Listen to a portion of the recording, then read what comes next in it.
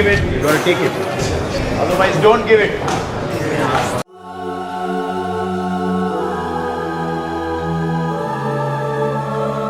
ಅದು 2017 Bharat West Indies ವಿರುದ್ಧ ಪಂದ್ಯವನ್ನ ಆಡ್ತಾ ಇತ್ತು. ಕಿಂಗ್ ಕೊಹ್ಲಿ ಆಗಂತೂ ರೆಡ್ ಹಾಟ್ ಫಾರ್ಮ್ ನಲ್ಲಿ ಇದ್ರು.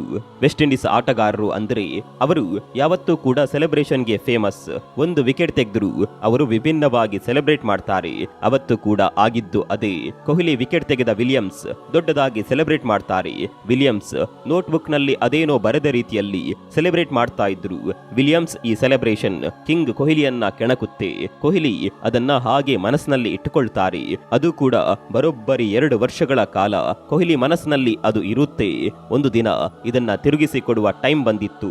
ಅದು 2019. ಕೊಹ್ಲಿ ಅವತ್ತು ಬೌಂಡರಿ ಸಿಕ್ಸರ್ಗಳ ಸುರಿಮಳೆಯನ್ನೇ ಗೈಯುತ್ತಿದ್ರು.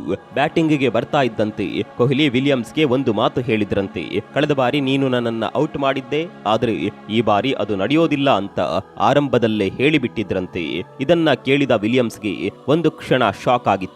2 ವರ್ಷದ ಹಿಂದೆ ಮಾಡಿದ ಸೆಲೆಬ್ರೇಷನ್ ಅನ್ನ ಕೊಹ್ಲಿ ನೆನಪಿನಲ್ಲಿಟ್ಕೊಂಡಿದ್ದಾರಾ ಅಂತ ವಿಲಿಯಮ್ಸ್ ಒಂದು ಕ್ಷಣ ಬೆಚ್ಚಿ ಬಿದ್ದಿದ್ರಂತೆ. ಕೊಹ್ಲಿ ಅವತ್ತು ಹೇಳಿದಂತೆ ಮಾಡಿಬಿಡ್ತಾರೆ. ಚೆನ್ನಾಗಿಯೇ ಬಾಲ್ ಹಾಕುತ್ತಿದ್ದ ವಿಲಿಯಮ್ಸ್ಗೆ ಸಿಕ್ಸರ್ ಸಿಡಿಸಿ ವಾಪಸ್ ಕೊಡ್ತಾರೆ.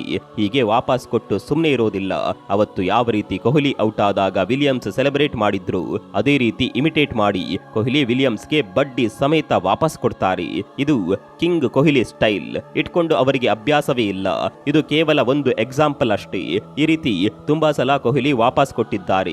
ಲಕ್ನೋ ಪಂದ್ಯದಲ್ಲಿ ಯಾವ ರೀತಿ ಚಕ್ರ ಬಡ್ಡಿ ಸಮೇತ ಲೆಕ್ಕ ಚುಪ್ತಾ ಮಾಡಿದ್ರು ಅನ್ನೋದು ನಿಮ್ಗೆ ಗೊತ್ತಿರಬಹುದು. ಇನ್ನು ಡ್ರೆಸ್ಸಿಂಗ್ ರೂಮ್ಗೆ ಹೋಗ್ತಾ ಇದ್ದಂತೆ ಅಲ್ಲೂ ಕೂಡ ಕಿಂಗ್ ಸೆಲೆಬ್ರೇಷನ್ ಮುಗ್ದಿರ್ಲಿಲ್ಲ. ಡ್ರೆಸ್ಸಿಂಗ್ ರೂಮ್ ನಲ್ಲಿ RCB ಪಡೆ ಲಕ್ನೋ ಎದುರಿನ ಗೆಲುವನ್ನ ಭರ್ಜರಿಯಾಗಿಯೇ ಸಂಭ್ರಮಾಚರಣೆ ಮಾಡಿತು. ಈ ಸಂದರ್ಭದಲ್ಲಿ ಕೊಹ್ಲಿ ಹೇಳಿದ್ದೇನು ಗೊತ್ತಾ? ಕೊಟ್ರೆ ಅದನ್ನ ವಾಪಸ್ ಪಡೆಯಲು ಕೂಡ ಗೊತ್ತಿರಬೇಕು, ಇಲ್ದೇ ಇದ್ರೆ ಕೊಡಲು ಹೋಗಬಾರ್ದು. ಹೌದು, ಇದೇ ಮಾತನ್ನ ಕೊಹ್ಲಿ ಹೇಳಿದ್ದಾರೆ.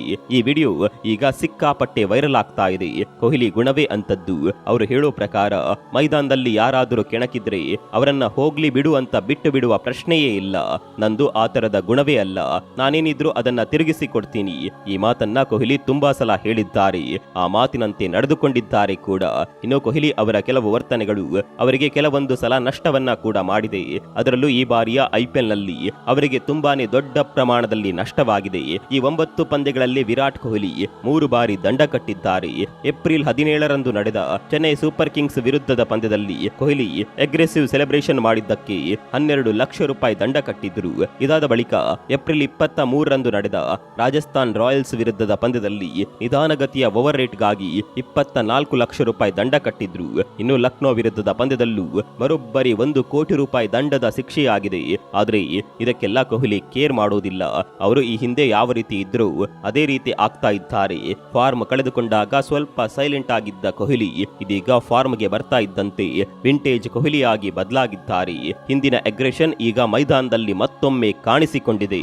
ಕೊಹ್ಲಿ 2-3 ವರ್ಷದ ಹಿಂದೆ ಯಾವ ರೀತಿ ಇದ್ರು ಅದೇ ರೀತಿ ಕಾಣಿಸ್ತಾ ಇದ್ದಾರೆ.